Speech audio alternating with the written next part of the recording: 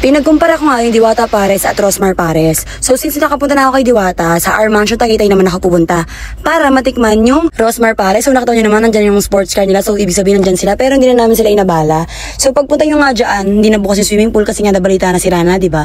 So ito yung menu nila, meron silang overload Pares, overload Seek and Joy, and iba pa. So may mga iba't iba silang putahe dyan na hindi naman na nila sinabi online. Pero pag nagpunta kayo dyan guys, makikita nyo siya. And may ice cream na din sila na may bayad na 30 pesos. So ayun na nga guys, umorder na kami. And ito yung condiments, napakadami. Ikaw na bahala kung paano timpla lang sa'yo. Ang in-order namin ay isang Pares Overload at Singkit Joy. So ito nga yung fried chicken ni Diwata and ito yung Singkit Joy ni Rosmar. So pagdating sa Pares guys, medyo may pinagkaiba sila kasi yung kay Rosmar, only sabaw, only rice, only juice. So walang soft drinks. And yung kay Diwata naman is only rice, only sabaw with soft drinks pa. So ayun yung pinagkaiba nila sa drinks.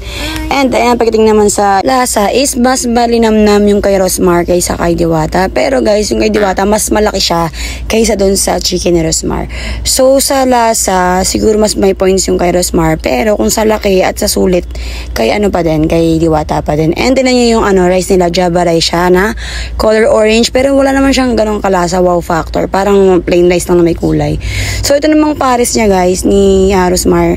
Masasabi ko lang, doon sa may lechong kawali, medyo matigas siya, hindi siya crunchy na hindi siya malutong ganon. Kasi siguro nahanginan or nasa way siguro ng pagluluto yan. And yung Pares naman ni Diwata is, sa pagkakatanda ko, yung last na pumunta ako doon is crunchy yung kanyang kanyang lechon kawali. Pero ito namang bulaklak ni Rosmar guys, dito na siya bumawi. Malambot yung niya, yung bulaklak kahit na pinrito na hindi siya tumigas o kumulat. Malambot siya na talagang mauubos mo siya kasi talagang may lasa rin naman yung yung bulaklak, para siyang may marinate ganon. So yun nga guys, enjoy ko yung pinaka-bulaklak dyan. Yan talaga yung pinaka-naubos ko kaysa dun sa lechon kawali na medyo may pagkamakunat na siya eh. So ayun, hindi ko talagang tinolerate kasi baka mabarag din yung ipin ko. So yung conclusion nga guys, napakasulit naman itong mga tinda nila. Though may mga pagkakaiba, pero sa mga presyong binibigay nila is talagang sulit na lalo sa mga malalakas kumain dyan or di afford na makakain sa mamahaling mga restaurant. Pwede naman kayo dito dahil sulit na sulit din naman sa 100 pesos na binayad nyo sa Pares.